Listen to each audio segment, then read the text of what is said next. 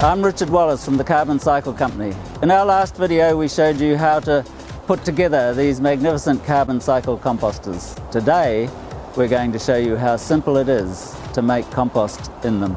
The beauty of this system is that it all comes apart so you can get access to the inside of the box to do whatever you need to do. So I'm just going to take it apart now so that you can see how we make the compost. Making compost is all about carbon and nitrogen and moisture. Carbon is this dry vegetative matter, leaves, garden weeds, grass that's been dried. It's brown. The nitrogen content is green stuff, like these weeds or like this food waste. That's also moist, so that's where your moisture comes from.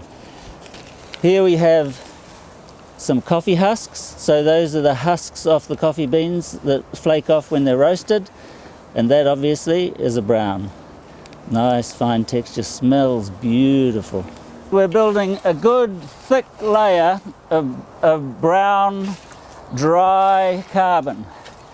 It'll absorb any excess moisture from the food waste that we're about to put in. Some more brown, this time it's hay, and hay, as we all know, is just dried grass. So we just get a mixture of everything. It's always, even with browns, it's good to have a variety of sources. Coffee husks that came from the local coffee roastery. You can never put too much carbon in. What we're aiming to do is to bring the carbon up to the level of the top board. Always start with too much carbon, because you can always add the nitrogen. So I'm just going to put some dried leaves in there. I've put them through the lawnmower just to break them down a bit more, and that'll bring our level up to where we need to go. I just got these off the footpath. Now we'll put a few more boards in, just build the side up. Just drop them in. You don't need to start from the top.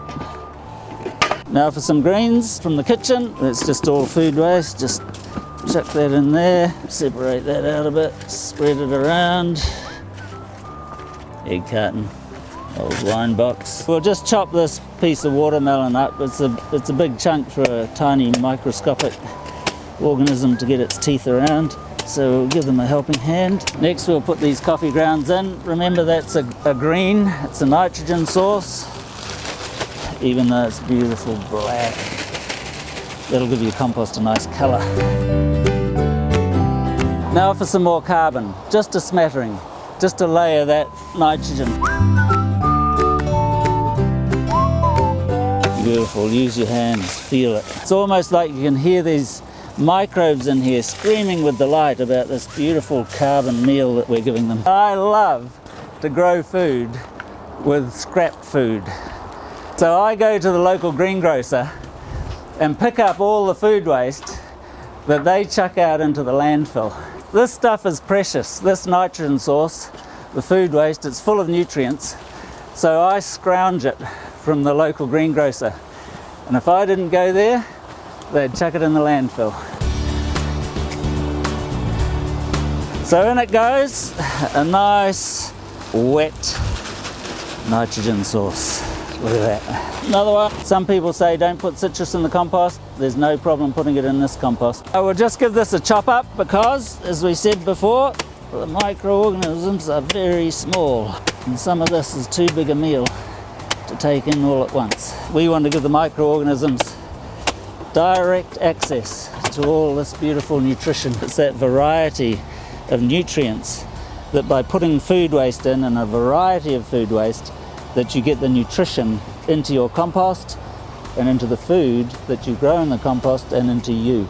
So this is like building a layer cake. We've just put a big layer of nitrogen in, wet nitrogen. Now we're going to put some dry carbon. Big armful of it.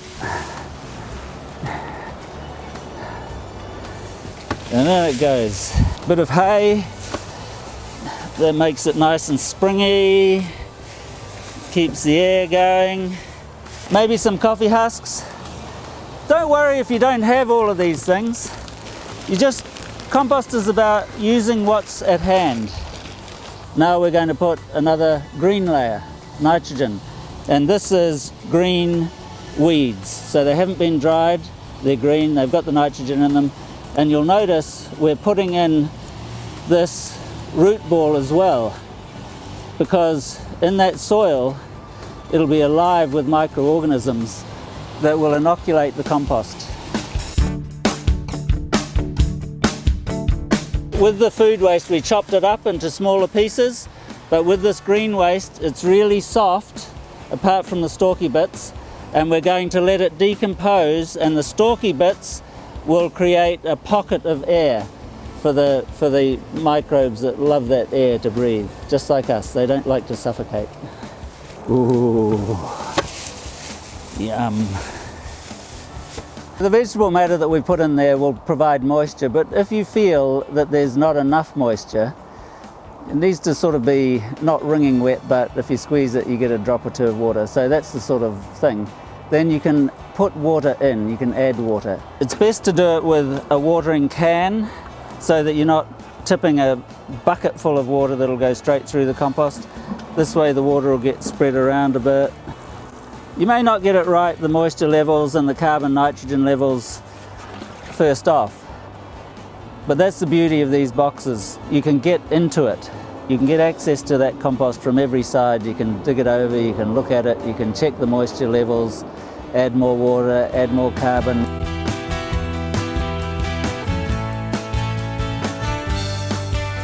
I leave this green bin at my front gate, and I've trained my neighbours to put their food scraps into it.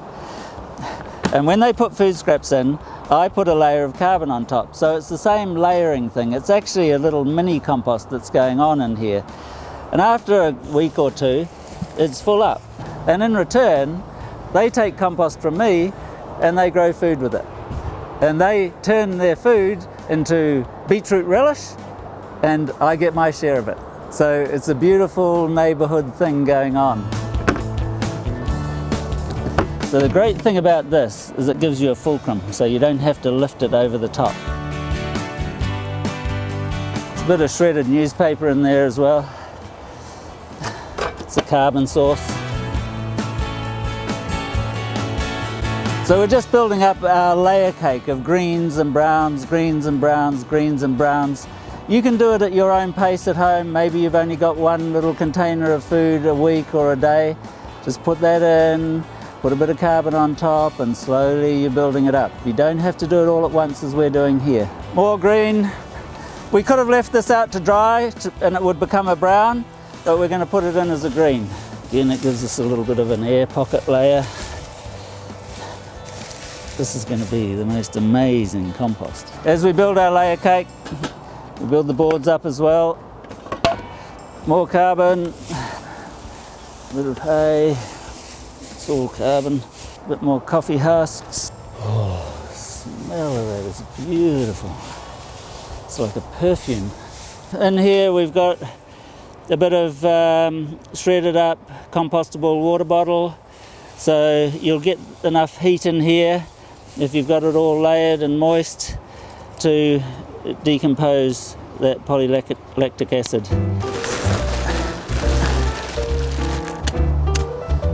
Once you've been composting for a while, you'll have lots of good compost lying around like I do. And it's a good idea to layer a bit of old compost into your fresh compost, because there's all trillions of microorganisms in there that are going to explode when they get all this food. The populations explode, and that's what gets the activity going in your compost, and that's what makes it hot.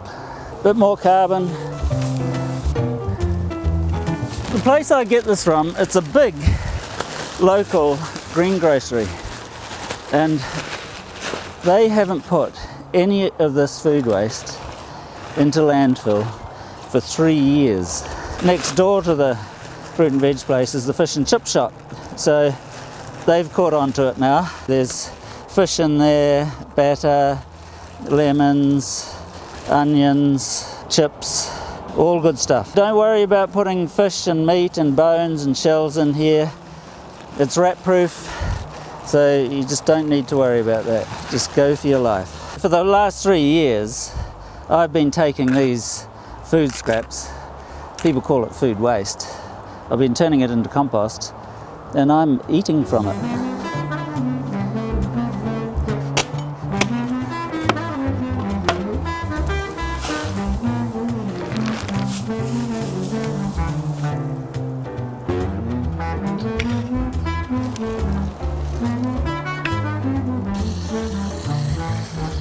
So we've got all the microbes in there. They're feeding away on that carbon. They're feasting, actually. And like us, they're warming themselves up and they're breathing out hot air. So we just want to tuck them into bed, give them a blanket, and contain all that heat in there to keep them warm through the night and through the following days. These are sacks that coffee beans come in. So when we make the visit to the roastery, we pick up not only their coffee husks and the coffee grinds from the cafe next door, but we pick up the sacks, and we also pick up the large heavy-duty plastic bags that they otherwise send to the tip, and we reuse them again and again. So we just put the final boards on now. We've made this compost in one hit. But if this is your home composter and you're just composting your own veggie scraps and your own green waste, it might take you a month to fill this or more. But that's fine. It'll turn into compost just the same. Having built a compost of this size, this will be at 60 degrees within 36 hours or 2 days. As the microbes feast on the carbon in there, this will sink. It'll probably go down to about half its size. So I'll just keep adding more and more carbon, more and more layered green waste until it comes back up again. And eventually, probably after a month or so of me doing that, it'll be full and it won't sink anymore. And then it's ready to turn. Now we just cap it off because we don't want the rats getting in the top. So we put a little bit of a lid on. Looks all nice and neat and tidy. With all its jewellery on, its lids and embellishments, you wouldn't even know that it was a common or garden compost box. It's more like a piece of garden furniture. So we're going to keep you up with progress with this compost, but until then, ciao!